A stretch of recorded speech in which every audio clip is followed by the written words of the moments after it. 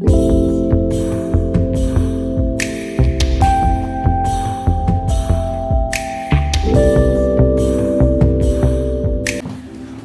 right, welcome back to another episode of the Mind Depot podcast.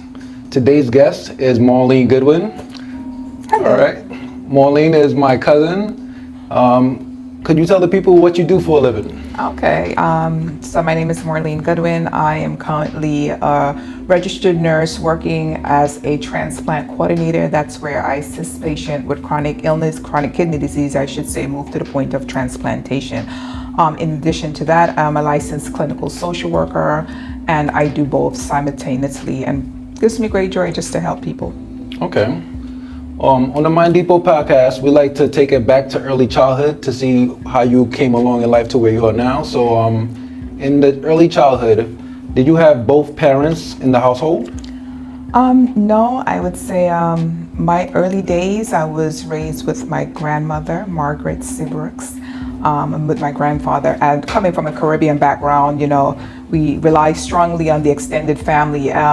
For those who typically don't know, in that time of my upbringing, being a 1970s babies, parents typically left their children with their grandparents while they sought the outer world, usually of Caribbean people, England, Canada.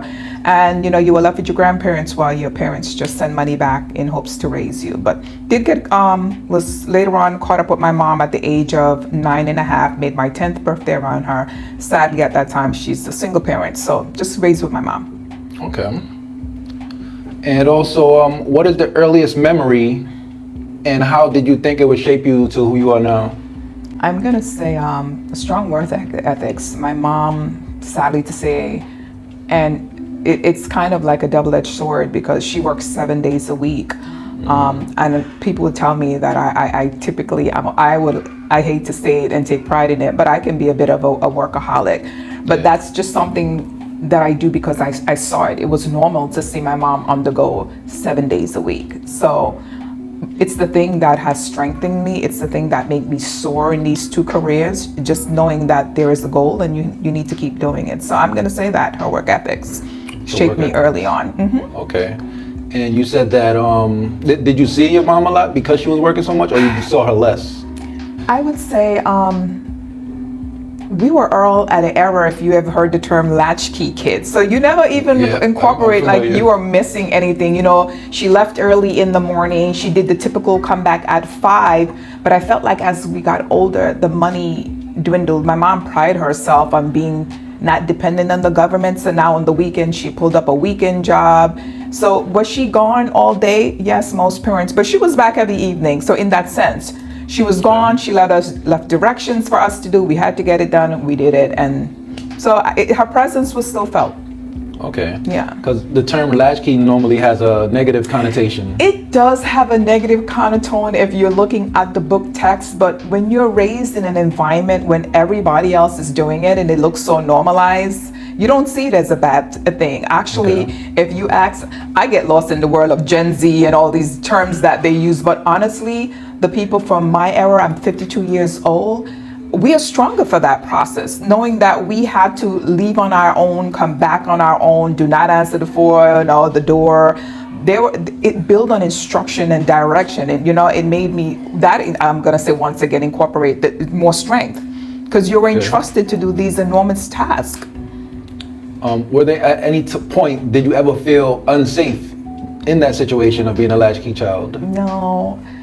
That's the beauty of being raised on Carroll Place. So my mom has only lived in 2 buildings since being here in the United States of America. I remember us living on Burnside. That place was so cold. I remember freezing. We used to turn on the ovens. We used to go to my godmother's house across the street just to sleep on her floor to get warmth. Wow. And one day she ran into a super who was running the building. It turned out to be like a distant cousin from St. Kitts, our neighbor in Ireland, and then he turned out to be family. Wow. And so that's how he moved my mom in, and then my mom moved my aunt, told her sister, and now here we go. It was a building of a family member on each floor, and it was a 6-floor building. So you were always, I felt safe. I could have always run to a neighbor, and our neighbor were our families, whether they were Caribbean or not. It was a family building. We lived on what you call a dead-end street or a cul-de-sac. So even running outside was still a safe environment. The reason why I ask is because I know people who they were raised as latchkey children, and they said there were times that they would see people drive, because they lived in a house though compared to a building. They lived in a house, and they said sometimes they would see car lights pull up to the front of their home and shine inside their windows, and they would be like calling their parents to say, somebody's in front of the house. So that's why I asked. No, I can't say I've ever had that. And maybe the building experience made the difference, knowing that I had like family on every floor that I could have ran up to. But once again, we weren't open the door, and because of the building, we lived on the second floor, so I was like, I wouldn't be out on the fire escape. So no one would really know that we're home. Okay. All right. Next question would be, what core values were instilled in you as a child, and how do you carry them today? Your work ethics again. I feel for my mom that always hits. There's something about the independence of, if you work hard, you can attain your goals. So when you link your work ethics, and when I say work ethics, not just work to obtain money, like if there is a goal, whether it's your educational goal, whether it's your emotional goal, your spiritual journey, you have to set the bar high and attain it. So it means never giving up, pushing in it. And when I say your work ethics, because we are working up every aspect of our life, we are working at it. Yeah. And for us, and there are going to be stumbling blocks, and the stumbling blocks is the thing that tells you, what, you fell down, but keep moving. My mom had a lot of stumbling blocks. So for her, I don't want to say like I live a lot of her trauma, but she relived a lot of her trauma. And a lot of her trauma is saying that I don't want to fail. I can't fail. I have these kids. Yep. And the only way I'm going to be okay for them, I got to work. So for her, it was a physical job, making the money, keeping a roof over her head. I feel like when I say work ethics, is that if I see something that I want to do, whatever that is, I work at it, whatever it is, to make it attainable and achievable.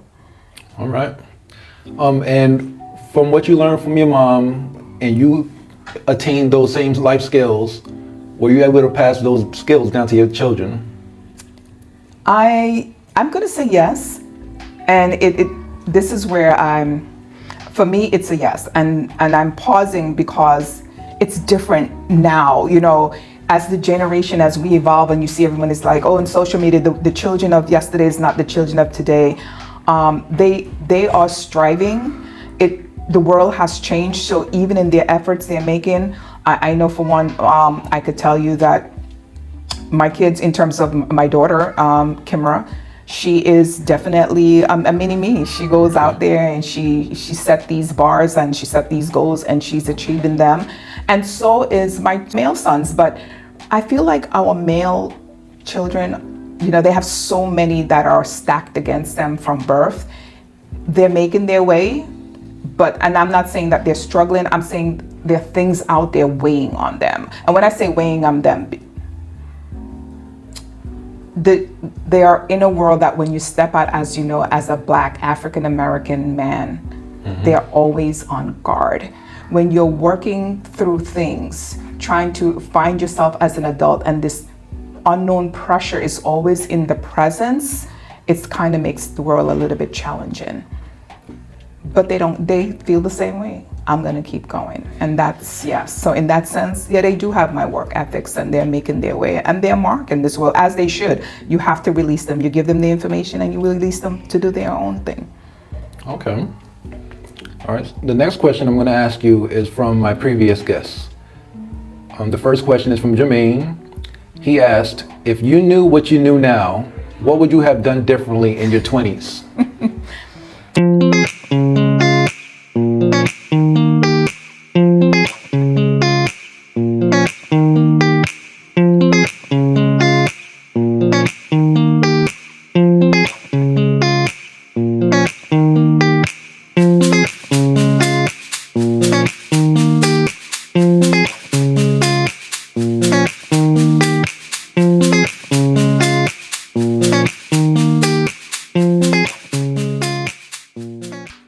20s, okay. My children are my blessing and I love them. Okay. I had children early. I would have traveled more. Traveling, okay. Yeah, and once again, saying I would travel more, seeing how the world has turned out, I'm happy I had them, because now I'm like, oh, I'm done with, yeah, well, you're never done with parenting. I'll take that back. Yeah. You're not done with parenting, but I am seeing the struggles of the world. My last is 19. Even the schoolwork is challenging. Oh, yeah. So I spent a lot of time in the pandemic helping my son with schoolwork, Googling. They changed division. Why did we change division? They changed division? Yes. Wow. Because mine is in fourth grade now.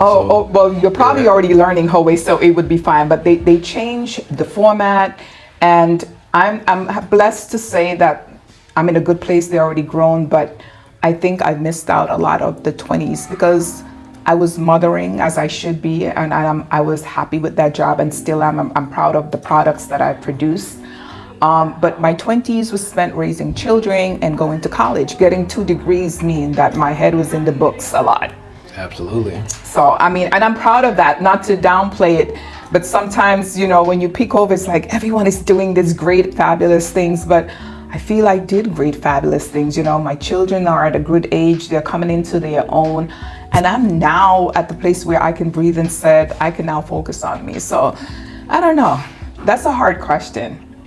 I would still slip travel in there. Traveling, yeah. Yeah, I would slip traveling That's in there. I love travel, yes. Yeah. Okay. Well, for one, I'm proud of you because I know as a lot of single women raising children in America is very difficult. They say in the West Indies, it takes a village. It's not so much of a village in America. And you know how our family is particular. That's why now I'm trying to do these family fun days and stuff like that, which is like my pseudo family reunion.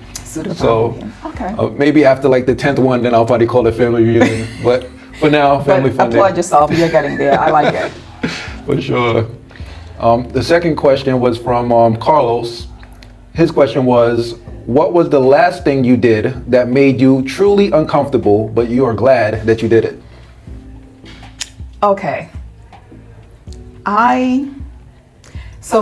You focus as a young mom, I focus so much on my children, once again, as I should, no regrets there, and school, that I find, and you know, the invitations, Morline, let's go here, let's go there. I didn't have the time. I was responsible for people, so I just got rigid with my life. I need to focus on children and work and life and make sure they have a balance. And then now is, as you would call, I'm an empty nester. I look up and I'm like, where are these long-lasting friendships? I don't have them. The invitations don't come in. They so used to me saying, no, I can't go. Yeah, They don't come in. So I challenged myself to be uncomfortable, and I joined a friend app.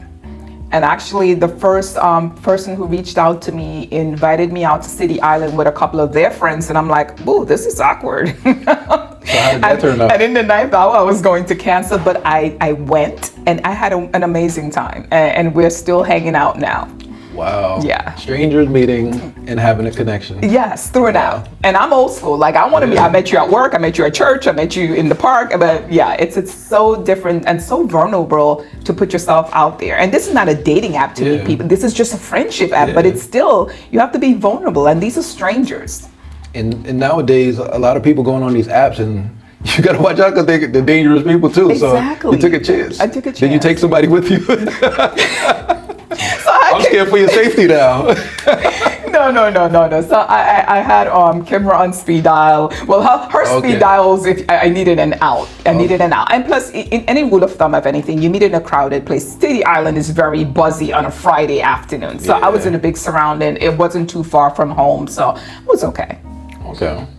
Well, that's good. And just for the record, I don't drink alcohol, so I'll be never out of my game. Yeah, I gave up on the strong stuff a couple years back. I don't drink. I don't even do wine. You don't do wine either? I don't do wine, Okay. All right. Back to the childhood. When you were younger, like, did you have any like big dreams that never came to fruition? Oh, my big dreams. Yes. So my big dream was to be a basketball player. I was pretty good. I never knew that. Yes, I was. I went to Walton High School, Wildcats, shout out. And but my mom girls do this and boys do that. Tradition. Yes, Wow, and okay. she would not. I remember my coach coming, like, she has potential. I wasn't a superstar, but I was, good. A power forward. I used to rebound a lot, and but I needed to work on my hand a little bit more. But this lady was relentless. No, I needed to be home. A couple of times I snuck out and got beaten really badly because she thought I was sneaking out to see boys. I would forge a couple of consent slip. Used to play DeWitt Clinton and all the TAP, all the neighboring schools. Oh, so you made the team? Oh no, I made the team. Oh, okay. But I needed to go further, and I couldn't. Yeah, Could have got a scholarship. I could have been the WNBA, but that's I always wish I could. What could have that brought my life to? But my mom is old school, traditional. Even it's funny. Even now, sometimes I laugh when she tell people, "Oh, my daughter is a nurse. She's a social worker." Because when I really early on, I had a job, at NYU. I used to be was a receptionist there, so that's what's even threw me in medical. And when I decided I wanted to go back to school for a higher degree, she was like, "No, that's extracurricular activity." And her twin, my mom is a twin, Auntie John, Ambazine Mussington, God rest her soul, I love her, miss her. She used to be like, "Don't pay your mom no mind, bring those kids upstairs, I'll watch them for you." So I give a lot of credit to her. My aunt had my back 110%. My mom does. Later on she came on board, but in the beginning, if I had to listen to her, I would have just did a 9 to 5 and come home. And I wanted to move my kids out of the Bronx. And I'm like, if I go to another state, I can't go with a job. I want to go with a career. Yep. And so that was my push and my focus to go back to school. That how am I going to present and sell myself? I have to make myself, employable, and I needed a skill set. Absolutely, you did the right thing. What's a lesson your younger self learned the hard way, but probably should have seen coming? I think if I had to say it, but be patient with myself. Don't be in a hurry to grow up. Did you learn something from that the hard way? Like you're in a rush to do something, and then you failed at it, and then you're like, "Man, I shouldn't have did that." Well, I can't say I failed at it. And a lot of, when you listen to me, we live in a society where I can't say we glamorize being single parent, or saying that because you have two parent is in the household is the better way to go. Yeah. I do know that raising children by yourself is not the best way to go. Whether it be two partners, or when I say, it doesn't have to be the traditional marriage thing, but it's a stressful journey when it's only one person. You're torn between making sure all of your children needs are met while ignoring your needs and masking some sadness inside because you're pushing through all the time. And you're moving through life, but are you even enjoying it? So, we all like to talk about the end game and all the accolades of having degrees and things, but that journey or that fight, I have a lot of people that I try to support. They tell you surround yourself with supportive people. People tend to see the end goal and like, oh, how did they get there? Why did they do this? But you didn't know the struggle in between. Yeah, that's the true. late nights, if I have to defer, I'm sorry, Carol Place as you would remember it. Mm-hmm. I give a lot of props to those guys on the corners. I used to come home late, and where the average person would be afraid of them, Marlene, you good, mama? You want help upstairs? You all right? I was coming home from Bronx Community College late at night with my babies in the stroller. You went to BCC? I went to BCC. That's where I graduated My from. journey, listen, when I tell you this end game is hard, I went to I started in Borough Manhattan College, and I used to get down there late. So now I'm rocking C's, I'm telling you, because I can't, by the time I drop off the baby at Burnside, get back on the train. I even had one professor down there who was willing to change my grade if I decided to say I failed the class. But no. So I had to leave, it's too far. I transfer now to BCC. So I got my human service degree in BCC. Then I transferred to Lehman and got my bachelor's in sociology and psychology, and then I transferred to Yeshiva University in the Heights, where I got my master's in social work. And then after years of working in the hospital, I'm like, you know what? Nursing was always my double major, but raising children, I couldn't make it happen. And after they got to a good age, I was like, you totally can go back and complete this, and so I did. So it's been a whirlwind. of a journey. So that's why I say that. So how many degrees do you have? Sound like you went to like 4 different colleges. So I don't like this, so I'm gonna go here. The way that America puts it, actually, you know, I have a friend in Australia and I envy her because they don't even pay for these schools, and that's why you keep in debt. But going from an associate's and now you have to leave you leave an associate, you need a bachelor's. Associates is not going to bring you too far in this world. So now I had to go get the bachelor's, and then when you got the bachelor's, the field I'm in, the only validation is really under the master's. So now I got to go pursue the masters. And you know, at the end of the day, we are stuck in a society that kind of just put letters and alphabets at the end of your game to validate you in what you're doing. And I'm proud of all of these journey, don't get me wrong, but I think for me also there's an innate ability, there's an innate love that I have for the field, which is why I continued, because you have to want to love this to continue this journey. I would think, because that's not an easy field, I know for sure. Yeah. And now that I'm older, because I'm 40 now that I'm older, I look at all these different careers and stuff like that. I'm like, you go to school for 14, 16, 18 years, you get out, and those fields are limited spots for the people that want them or could get them.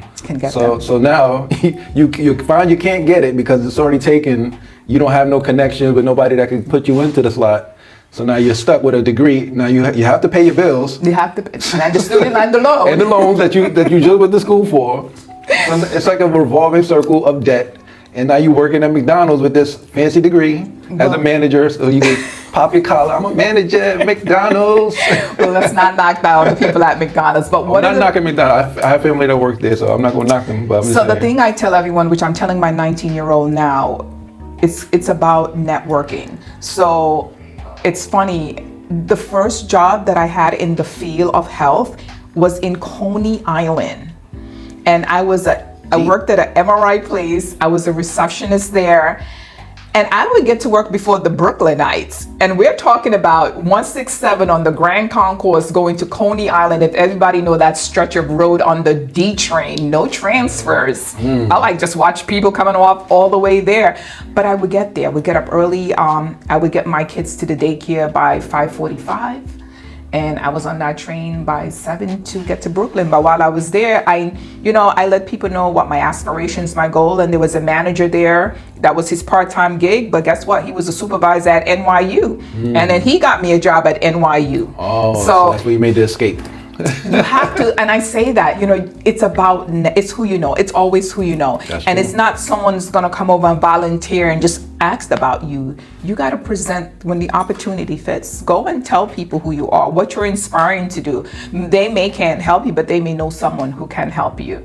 Yeah. And that was Ken Hart from NYU. To this day, I still remember that man. I give accolades and honor and respect to him for bringing me over. And while I was a social worker there, working, I networked with the nurses, and they saw my hard work, my work ethics, my commitment to the patient. So when I finished nursing school, I can't say the transition was easy. I still had to apply and interview, but they knew who I was. They knew my works. So that also helped. It all comes back to the work ethic that you learned from Mom Dukes. The work ethic, right? The work ethic. It speaks volume, yes. Yeah. Speaking of jobs and careers, what was your first job? My first job was Burger King. Burger King, okay. I've done Burger King. I've done Western Beef. I've done Macy's. Okay. Yes. I don't miss that. I'm sorry. So now I see why you stuck up for McDonald's. So what are you talking about? Like everyone needs to step in. You have to start. Yeah. You have to start somewhere. No, but I wasn't talking down on them. I was just saying to get all those degrees and then have to go. Yeah. But you know what? Yeah. Even with those degrees and being there, if you keep telling yourself it's a temporary hold, because you still got to put a positive spin on whatever. And it's unfortunate that we even have to go to these schools, pay all this money, and then be in a job that because we still have to live. And I tell people, I don't, having these degrees, God forbid something happened. I'll take any job that requires me, honestly, to help me feed my family and keep a roof over my head. I'm not beyond, I have a degree. Work is work. And that's where the good work ethic. My mom has a saying, a good job, and a good job for her mean a job that you're not breaking the law. Yeah. That's a good job. And clean clothes, saving your money. Rainy days big for her because it's gonna rain one of these days. So make sure you have some money saved always. And your appearance.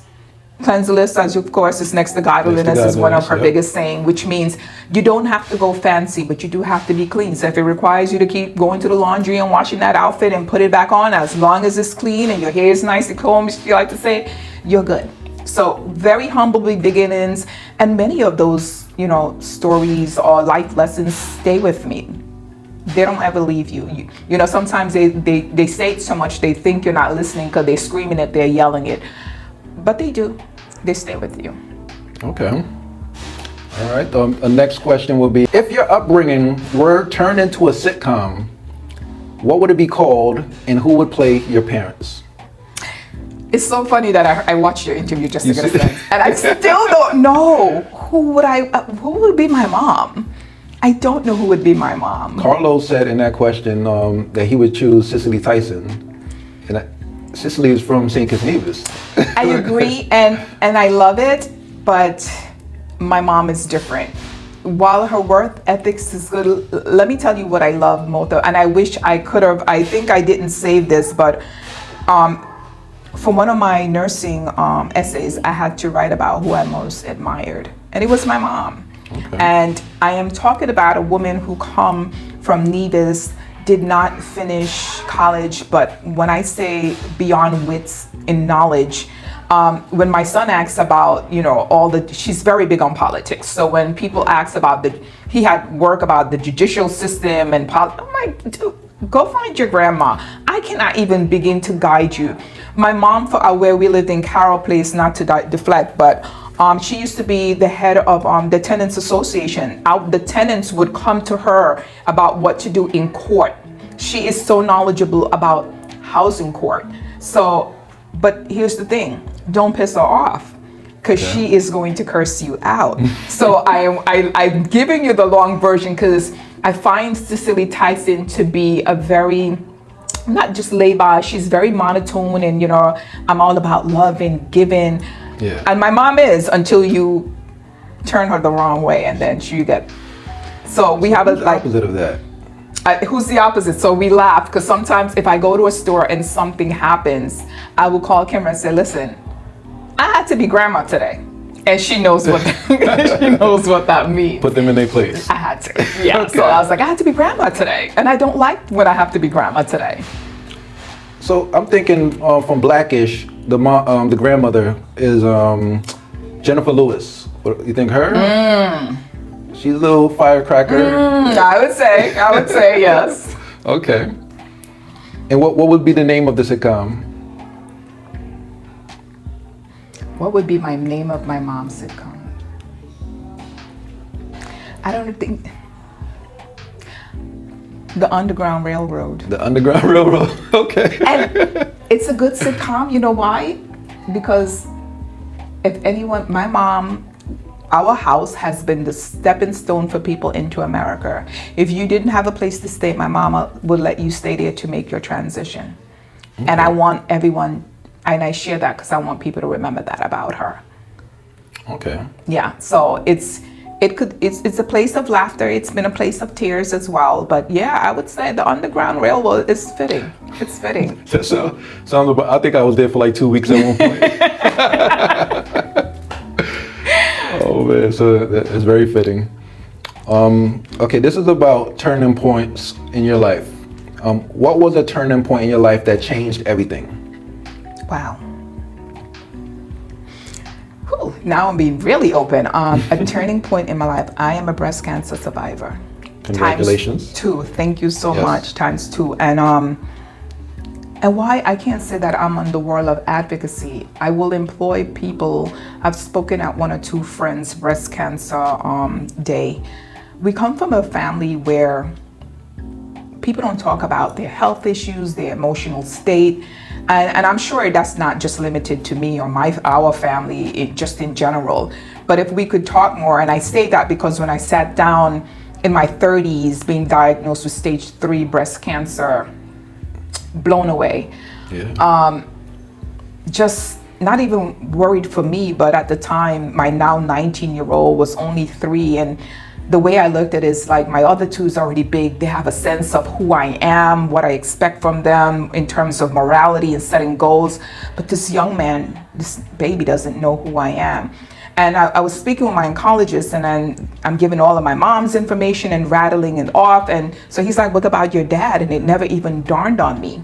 And I had nothing to offer. And I had to like call up a distant relative of someone who knew him. And then later on, I got the family history. But share your family history. You know, we like to say, oh, that's personal to me. No, it's not. We're genes and we're connected, and it can save a life if you know, in terms of screening and doing these health things, men for your prostate, women for your breast, colorectal. It's very important in terms of having your colonoscopy at the appropriate age, which is 45. And even now, because breast cancer, and I'm hoping one day they move it to even younger, it's hitting people more and more. So I can't even say it's a specific age, but once you know there's a family history, just, advocate for yourself, speak to your physician. You know your body. If you feel something, you say something. So that changed me sizably, and was in remission for 12 years. And I can't say just in remission, because it was one side and then it went to the next side, and working through it. But God's grace, I'm still here, and I'm grateful. So I want to live on purpose. One of the things I told Donald is that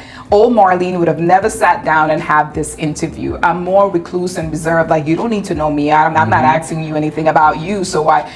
And I'm changing that more and more, because, and not to say that if you had came and asked me about my cancer journey, anyone, I'm always a knowledge book. If I can help someone, I will share my journey if it means helping you. But this right here, just being candid about family and life and my upbringing, I would have never done that. But at this age, why not? If it helps someone along the way, whatever they may have picked up from my story, maybe they'll do it differently, maybe they'll piggyback off of something I've done, maybe they'll say, hey, can you give me insight into something? Then I would like to know I play my part in this lifetime. And that's my goal, because I had that thought one day. I'm in my house and I'm just thinking, like, what can I do next to try to further our family? Because our family is disconnected.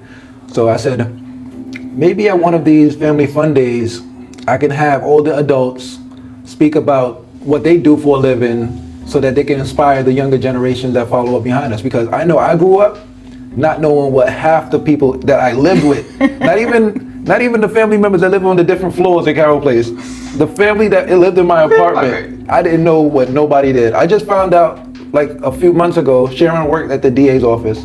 I never knew that. Oh, I knew that. But I was younger, so I never knew. You got 12 years on me, so I'm like, I never knew that. Yes. So when my mind was blown when I found that out, I was like, wow. Yeah, and it's that, seclusion that we're doing. And I don't know why, what are we, and it's not like we're hiding. It's, the trust, we need to build the trust, be more open. And I feel like once someone do it, are we going to judge you?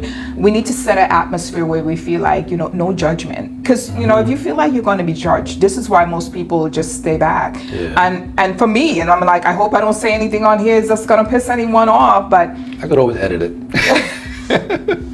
But I would like to be, this is the open, honest me. Listen, but I must tell you, in terms of the family dynamic, we're now in the era where people are talking about generational curses and baggages, and I'm open to receive people, but I'm also not open to be abused or, being talked to or get caught up in the web of what happened in 19 that I don't even remember or recall. So for us to mend hurt, we have to just say, you know what, let's forgive, or let's agree to disagree on conversations that we can come to a common consensus, and then just move forward. But we'll see. I'm leaving the ball in your court, so you got that job. I'm trying. You see, I'm trying. And you're doing a good job. You're doing a great job. So Donald is who I go to. I send him, but I hope that when I send you these texts to say I'm proud of you. So let me tell you in person, I am proud of you. You're the only one sending it, so I appreciate it. I am proud of you, because it may not seem big. I'm sorry I missed this one. I already have my tickets planned out to Nevis. But just in seeing that photo, we didn't even have that crowd the year before. Exactly. So you're doing good. Keep it up. Yeah. It started as a vision. Okay. All right. So now we're going to talk about what's going on currently in your life. In what ways do you still see traces of your younger self in who you are today? Traces, yeah, my younger self. I know you say you used to play basketball. Do you ever hit the court? Say you walking by the kids playing, you like, let me get a shot? You know what? I will stand there. I don't say let me get a shot, but I stand there and watch a game.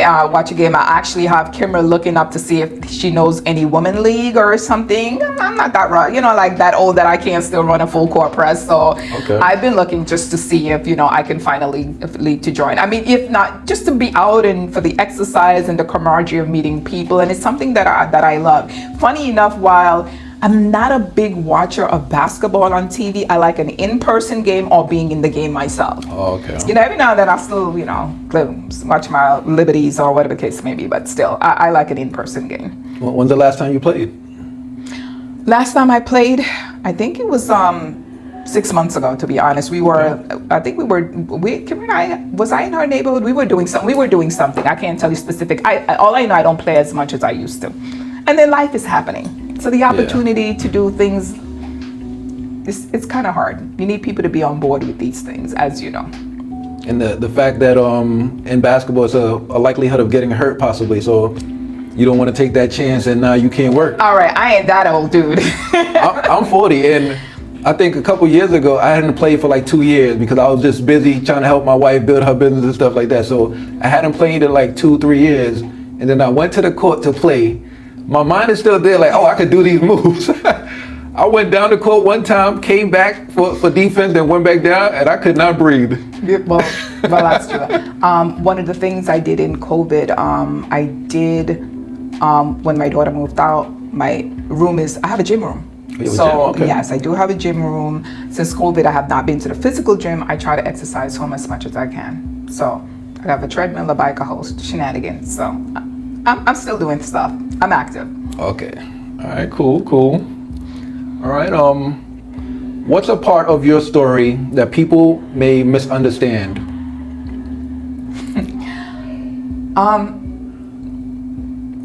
I would like to say people misunderstand my personality. Okay. I speak my mind, I really do. And it comes usually from a place of honesty and love. I find that we now in a place where everyone wants to be politically correct. Okay. And honesty to me is key. So I pride myself on that. Being honest, it's a hard thing. But to me, honesty and morality go one in one, and I don't want to compromise anything. And it's like that old adage: if you have nothing good to say, don't say it. Don't say nothing. Yeah. I don't think when I share that adage, it's not because it's nothing good to say, but sometimes the truth is hard for people to absorb, and then they make it a negative thing, and then you become the problem. So I find that if I'm in an environment where my ideas or my values, people can't absorb the truth, then I become a little bit more recluse, because I don't want to live in your lie and not be able to live in my truth. No, that's real. I feel the same way, because when I was growing up, I used to be the most blunt, say what's on my mind type of person. And I believe I was in like my early teens, 13 or 14. And my mother said one day, she says, "You can't say stuff like that to people. You have to think before you speak." And I never used to stutter or anything. I never used to stumble on my words. But ever since she said that to me, I was like, now I find myself thinking too much. I overthink. And I kind of feel like I was stopped by doing that, but I don't know if it helped me or if it hurt you. It hurt me, right? Yeah. So I was thinking that. So I said, I'm not going to ever do that to my daughter, because I want her to be a free thinker. We homeschool, so we tried putting her in traditional school, but the traditional school, they're trying to, impose their will and things on the children. And we said we don't want her to be that way, so we pulled her out, and now we homeschool. A lot of people ask us about that when we tell them, because they never knew that was a thing. Listen, until Micheline, I love you, miss you. Mm-hmm. I wish I knew. I mean, and I could say, well, here's the thing. I can't say that I wish I knew. And this goes back to my thing about being a single parent. I was about to say that. Yeah. It becomes really challenging. Would I have loved to bring my own kids home and make sure? Yes, but then how does the bill get paid? That balance. We live in a system right here. They browbeat you, take care of your kids, be present, take them to sports, activities, tap into their emotional, but then I still have to keep a roof over their head, feed them, show up to parent teachers. no one person can do that balancing act. And I think the system designed it that way. They know that one person can't juggle everything. And then to further that system, they separate the household either through jail incarceration or many other ways. So Yeah. it's designed that way, I believe. Well, I'm glad that you're able to implement that for your family. In hindsight, well, for the next person, I'm glad that it's more and more on their horizon where people know it's an option and they can utilize it. So that's the blessing. Absolutely. And before we close out, I'm going to ask you to ask the next guest a question. Well, my questions are usually more about self-preservation, you know, in terms of when I say self-preservation, when was the last time you did something good for yourself? When was the last time you did something good for yourself? Yes, that it didn't have anything to do with anyone else. I think that's so simple, but it's so powerful at the same time, because not a lot of people treat themselves, not even to like their favorite ice cream. Mm-hmm. They don't find time to do something that simple. So I think that question's gonna go a long way. A lot of my following guests are gonna like that one. I'm gonna ask everybody that one because that one's powerful. Well, thank you for your time, Miss Marlene. It's because I appreciate you asking me to be here. I was a little bit nervous, but I felt relaxed. I'm always okay when I'm talking to you anyway, Yes. so I really appreciate it. And thank you all for listening. All right, guys, take care. No, that was great. Well, yeah, oh my goodness.